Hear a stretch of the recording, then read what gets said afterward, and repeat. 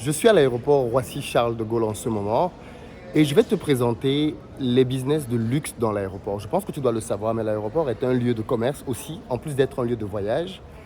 Mais je ne sais pas si tu as déjà remarqué que la plupart des boutiques qui sont à l'aéroport, notamment les boutiques de luxe, ne sont absolument pas rentables. C'est un constat que j'ai fait déjà depuis pas mal d'années. C'est qu'à chaque fois que je voyage et que je passe devant ces galeries dans lesquelles on a énormément de boutiques de luxe, j'ai toujours été frappé par une chose que je constate ici à Roissy-Charles de Gaulle. Alors je précise bien évidemment que Roissy-Charles de Gaulle, c'est l'un des plus grands aéroports européens et donc un des aéroports dans lesquels on est en France. Donc forcément, c'est la capitale du luxe. Il y a énormément de grands magasins, de grandes boutiques en France. C'est un aéroport très sollicité. Et pourtant, les grandes boutiques de luxe qui sont à l'aéroport, d'après moi, ne sont pas rentables. Vous me direz ce que vous en pensez, vous. Est-ce que vous pensez qu'elles sont rentables? Moi, je pense qu'elles ne le sont pas. Pour une raison toute simple. C'est que quand tu veux savoir si une boutique est rentable, tu viens devant et tu vois s'il y a des clients. Là, par exemple, on est devant une d'entre elles. On va passer devant et vous allez constater, tout comme moi, qu'elles sont pour l'essentiel vides. Vides. Regardez bien. Hein? Il y a le vendeur. Et puis c'est tout. Là, il y a les vendeurs. Il y a une dame qui prend un renseignement. Là, vide. Et ce sont de très très grandes marques. Hein. Le prix au mètre carré ici coûte juste une blinde, les amis. C'est une fortune. Avoir une boutique ici, bon allez voilà, Dior a 2-3 personnes. Gucci, 2-3 personnes. Je vais vous expliquer pourquoi est-ce que ces boutiques sont là, même si elles ne sont pas rentables. Depuis des années. Burberry, 2 personnes.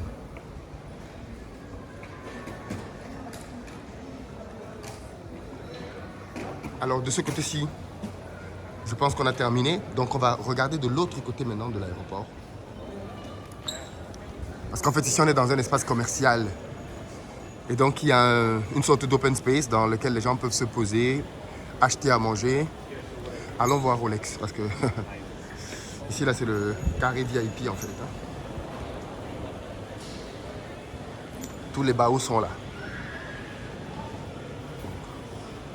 Est-ce qu'on a plus de personnes chez Rolex? Bon allez, 2-3.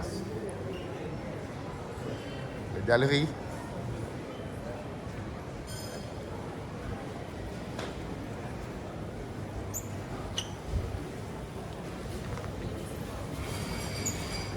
Bon, vous pouvez le constater. Par contre, chez Paul, il y a du monde. Hein. Voilà une boutique où il y a du monde. Bon, on voit déjà qu'ici, il y a un peu plus de monde. Mais ce qu'on constate globalement, c'est que la plupart des boutiques de luxe n'ont pas beaucoup de monde. Comment ils font donc pour survivre? Quel est l'intérêt d'avoir une boutique qui n'est pas rentable? Est-ce que ces marques-là sont là pour gaspiller de l'argent, donner de l'argent gratuitement à l'aéroport de Paris? Parce qu'en plus, je suis sûr que les places dans lesquelles ils sont tellement prisées que s'ils disent qu'ils libèrent hein, le lendemain, une autre grande marque va venir occuper la place. On va aller chez Starbucks, il y a tellement de gens même qu'il y a la queue.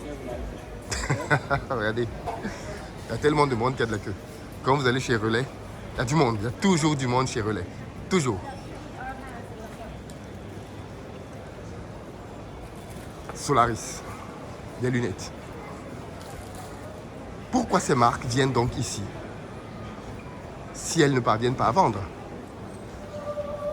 Prada, Protégeons-nous les uns les autres. Tiffany, Hermès.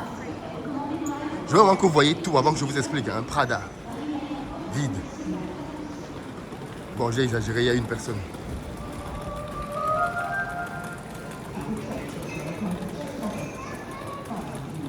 Bottega. Déjà, est-ce qu'il y a? Ouais. Salvatore Ferragamo. Personne. Et là, Montclair, personne. Ah si, bon, il y a une dame qui regarde. On vient de parcourir là l'essentiel des boutiques de luxe de l'aéroport et on a vu qu'il y avait à chaque fois personne, personne, personne, personne. Ou alors très peu de personnes. Vu le prix auquel ils sont là, alors on pourra me dire oui, mais ça dépend de à quelle heure tu passes. C'est vrai que là maintenant c'est le matin, il est quoi, 9 heures. Bon, je rappelle qu'à 9 heures dans un aéroport, quand même, il y a du trafic. Hein. Vous pouvez le voir, il y a beaucoup de vols qui vont partir là maintenant, donc il y a quand même pas mal de trafic à l'aéroport. Mais c'est un constat que j'ai fait de manière générale. Là, je ne suis pas en train de faire la vidéo. Bonjour. Bonjour. Juste pour une photo. Oui, allez-y pour la photo. Depuis le temps que je vous suis. C'est gentil. Ah, merci à vous. Merci à vous. Bon courage. Vous Merci. donnez la force. Merci, c'est Merci. gentil. Merci. Donc, je disais, quand on revient donc sur ces marques-là, on va constater que, en réalité, moi, ma théorie, elle est la suivante.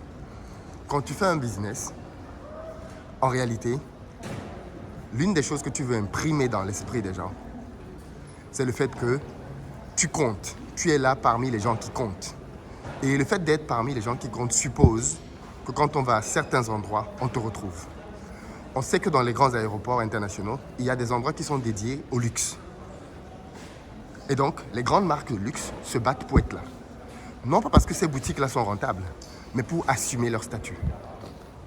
Quand vous allez sur les Champs-Élysées, c'est l'une des avenues les plus chères au monde. Et vous voyez toutes les marques qui sont sur les Champs-Élysées, je peux vous garantir qu'elles ne sont pas toutes rentables. Mais elles sont présentes aux Champs-Élysées pour garantir l'image de leur marque. C'est pour du branding que parfois, certaines grandes marques viennent se placer à certains endroits. Ici, pour moi, il est évident qu'ils ne sont pas rentables. Déjà parce que ce n'est pas à l'aéroport qu'on vient pour faire des emplettes. Honnêtement, on ne vient pas à l'aéroport pour acheter des produits, surtout des produits qui coûtent cher. On peut acheter là en se disant, bon, en passant, je suis passé par là, j'ai vu quelque chose, et puis rapidement, j'ai acheté. Mais quand les gens veulent faire des achats, je pense que l'endroit auquel ils pensent, ce sont des centres commerciaux, ce sont des boutiques privées, ce sont des... Voilà, ils ne viennent pas à l'aéroport. Et donc, ça justifie effectivement le fait que quand les gens viennent ici, déjà à l'aéroport, les gens courent. Les gens sont pressés, ils veulent rattraper leur vol. Donc, les gens n'ont pas le temps de venir s'asseoir là pour voir les différents produits. Parce que quand tu viens ici pour acheter des produits, ce sont des produits qui coûtent cher. Je veux dire, les sacs là, c'est 2 000, 3 000 euros, 4 000 euros, j'en sais rien. Mais avant d'acheter un produit à ce prix-là, ben, tu prends quand même le temps, non, d'être posé, qu'on t'explique 2-3 choses. Tu n'achètes pas ça rapidement comme si tu achetais un sandwich chez Paul. Et donc, pour ce genre d'achat, je pense que les gens ne viennent pas à l'aéroport, ou très peu. Donc, ceci justifie un peu en partie le fait que ces boutiques-là n'aient pas beaucoup de trafic. Et pourtant, elles sont là depuis des années et continuent de payer des loyers astronomiques. Eh bien, je pense que c'est pour le branding, c'est pour l'image de marque. C'est pour dire, nous avons notre boutique à l'aéroport Charles de Gaulle, nous avons notre boutique aux Champs-Élysées, mais ce ne sont pas les plus rentables. Les boutiques les plus rentables de ces marques vont être ailleurs. Vont être dans la ville de Paris, vont être dans des grands centres commerciaux, mais pas à l'aéroport. Et ceci donc est une leçon pour les entrepreneurs. C'est de comprendre que parfois, tu dois investir là où tu ne vas pas gagner de l'argent tout de suite. Tu dois investir dans ce qui va peut-être accréditer ton image de marque. Tu dois investir dans ce qui va te permettre de paraître appartenir à un certain standing. Tu dois investir dans certains éléments de prestige parfois et qui vont renforcer simplement ton image dans l'esprit des gens. Vous imaginez si tu viens dans un aéroport et que tu ne vois pas Gucci alors que c'est supposé être un secteur de luxe et que tu ne vois pas Burberry, ça fait bizarre. Ça fait bizarre. Alors bien évidemment, l'aéroport Charles de Gaulle a plusieurs espaces comme ceci. Il y en a plusieurs. Pour chaque terminal, tu en as plusieurs. Et donc, à chaque endroit, tu as plusieurs marques aussi. Mais ces marques ne sont pas rentables dans ces aéroports. J'en suis quasi convaincu. Vu le peu de trafic que tu peux y rencontrer à chaque fois. Par contre, ils sont toujours là depuis des années. La raison pour moi, c'est que justement, ils ne sont pas là pour l'argent. Ils sont là pour autre chose. Ils sont là pour l'image de marque, ils sont là pour le branding et ils payent le prix. Bien évidemment, ça demande d'avoir une trésorerie, mais chacun à son niveau devrait quand même réfléchir à ça.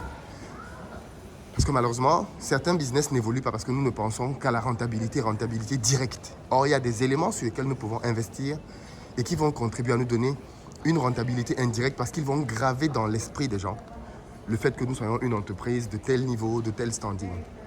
Ceci, bien évidemment, s'applique pour les gens qui sont dans du très haut de gamme. Parce que, bien évidemment, à ce niveau-là, les codes, c'est super, super important. Dites-moi ce que vous en pensez. C'est ma petite analyse que j'ai voulu faire ici à l'aéroport aujourd'hui. Peut-être que je me trompe, peut-être que j'ai raison. Mais qu'en dites-vous ?